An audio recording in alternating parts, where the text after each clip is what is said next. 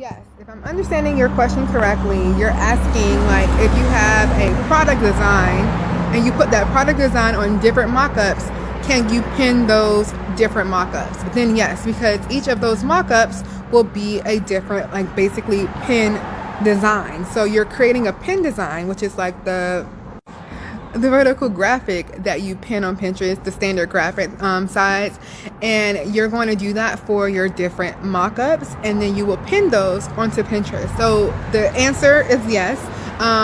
I would try to make the mock-ups look a little different. Maybe like if it's like a shirt mock-up or a shirt design, like using different people mock-ups, like if that makes sense. Like if you have someone like a woman or someone with a man, or just the shirt by itself.